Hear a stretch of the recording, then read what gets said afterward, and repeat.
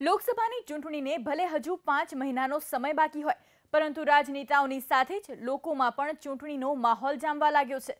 અમારી વિશેષ રજૂઆત શું છે મૂડમાં, અમે લોકસભા ચૂંટણી માટે અમદાવાદની જનતાનો મૂડ જાણવાનો પ્રયાસ કર્યો। 2019ની ચૂંટણીને હવે ગણતરીના મહિનાઓ બાકી છે, ત્યારે યુવાનોનો મૂડ શું છે તે જાણવાનો પ્રયત્ન કરીશું। આપણી સાથે થલતેજ વિસ્તારના યુવાનો છે, તેની સાથે વાત કરીશું, કારણ કે ચૂંટણી ખૂબ જ નજીક આવી ગઈ છે। શું નામ છે આપનું? મારું નામ દીપક ભરવાડ છે। દીપકભાઈ, 19ની ચૂંટણી નજીક આવી રહી છે, ઘણા બધા એવા મુદ્દાઓ છે, અને ખાસ કરીને જીએસટી, નોટબંધી જેવા નિર્ણયો સરકારે કર્યા છે। તમને શું લાગે છે, સરકારને ફાયદો થયો કે વિપક્ષને ફાયદો થયો? આનાથી વિપક્ષને ફાયદો થાય, કેમ કે સરકારને જે બી આ નોટબંધીનો નિર્ણય લીધો કે અમે ભાઈ બ્લેક નાણું પાછું લાવીશું, આ બધા જે ફરાર થઈ ગયા છે એ લોકોને રિટર્ન લાવીશું, એમાંથી એક બી મને બતાવો કે જેને પાછા લાવે, કોઈનું નાણું પાછું આવ્યું હોય। આ દેશના જેટલી કરન્સી આપણે બનાવવામાં પૈસા વપરાયા છે, જે એ ઉપયોગ દેશના માટે જો કર્યો હોત કોઈ બી વિકાસલક્ષી, તો એ આપણે કામ લાગ્યો હોત અને આપણી આગળ પ્રગતિ થઈ હોત। અત્યારે તમે કોઈ બી વસ્તુ જોવો તો ભાઈ ભાજપ સરકારની અંદર ભ્રષ્ટાચાર છે, રાઈટ। વિજયભાઈ રૂપાણી સાહેબ બી, સીએમ સાહેબ બી કહે છે કે ભાઈ આ ભ્રષ્ટાચાર થાય છે, પોલીસ ઉપર નાખે છે આરોપ આ લોકો। હકીકતમાં મને એવું લાગે છે કે ભ્રષ્ટાચાર એ લોકો એમના નેક્સ્ટ ઇલેક્શન માટે આ બધું કરી રહ્યા હતા, અને આ રામ મંદિર મુદ્દો એક એવો હતો જે કે ભાઈ એના નામે આ લોકોએ વોટ લીધા છે જેના બધાના, બરાબર, પબ્લિકના, બરાબર। બિલકુલ, મુદ્દા ઘણા બધા છે। રાહુલ ગાંધી અને નરેન્દ્ર મોદી આ બે નેતાઓ છે, બે નેતામાં કેટલો ફરક લાગે છે, અને તમે કેવો નેતા જોવા માંગો છો?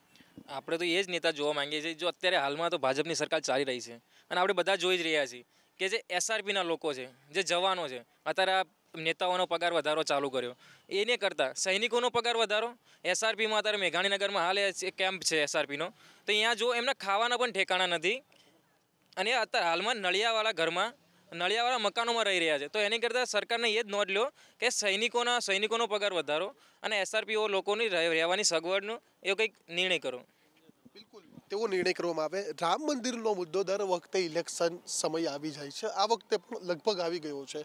આ મુદ્દા ઉપર તમને શું લાગે છે કે રામ મંદિર બનાવી દેવું જોઈએ કે પછી રાજકારણ થવું જોઈએ? રામ મંદિર તો આ લોકોને બનાવવું હોત તો કેનું બનાવી દીધું હોત, તો 4.5 વર્ષ કેમ થયા? આમાં આરએસએસ અને વીઆઈપીએસ વાળાને જે ધમસભા કરી એનું પણ નાક કપાયું। કેમ કે 4.5 વર્ષ સુધી આ લોકો બી ક્યાં હતા? આરએસએસ વાળા ક્યાં હતા? અત્યારે જ એમને ધમસભાનું સૂઝ્યું, અત્યાર સુધી રામ મંદિર કેમ ના બનાવી શક્યા? ક્યાંક ને ક્યાંક અમને રાજનીતિનો મુદ્દો ઊભો કર્યો છે, અને વોટ લેવા માટે રામ મંદિરના પાછળ પડ્યા છે, પણ એમને ખબર નથી કે રામ મંદિર આ 3 મહિના બાકી છે, હવે કેવી રીતે બનાવશે એ લોકો?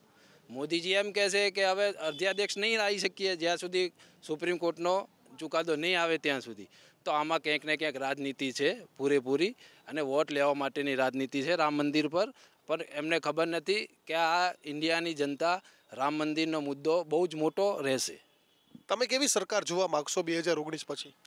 આપણે તો પહેલાં તો ભાજપ સરકાર તો હતી જ તે, પણ અત્યારે ભાજપ સરકાર કોઈ સહાય આપતી નથી, બેરોજગાર આપતી નથી, એટલે આપણે તો યુવાનોની જોઈએ, યુવાનો બધાય। બિલકુલ, યુવાનો ને નહીં, આપ શું કહેશો, કેવી સરકાર જોવા માંગો છો ને કેવા મુદ્દાને લઈને ચૂંટણીઓ થવી જોઈએ?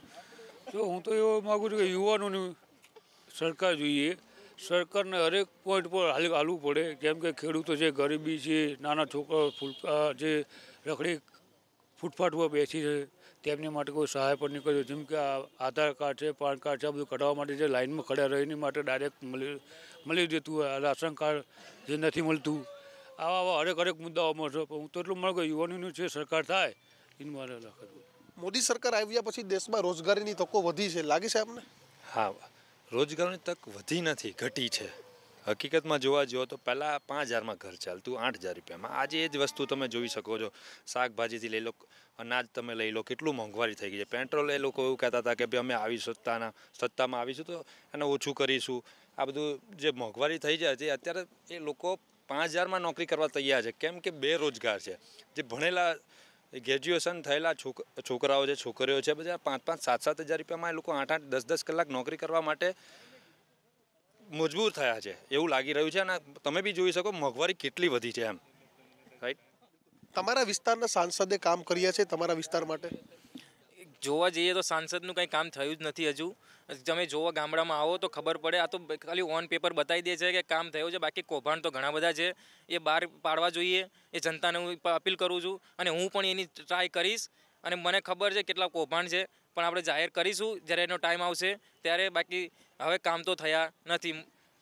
તો સાંસદને ઘણા લોકો ઓળખતા નથી તેવી પણ વાત છે ને લોકોના કામ પણ નથી થયા. એટલે કેવું છે કે રોજગારીની તકો પણ નથી વધી અને અહીંના લોકો પણ છે તે પણ યુવાનોની સરકાર છે તે જોવા માંગે છે. કેમેરા પાસે પ્રદીપ સિંહની સાથે દીક્ષિત ઠકરાર, ABP અસ્મિતા, અમદાવાદ. સમાચારોમાં હાલ બસ આટલું જ. મહત્વના તમામ સમાચારો માટે આપ જોતા રહો ગુજરાતની નંબર 1 ન્યૂઝ ચેનલ ABP અસ્મિતા, ગુજરાતની અસ્મિતા.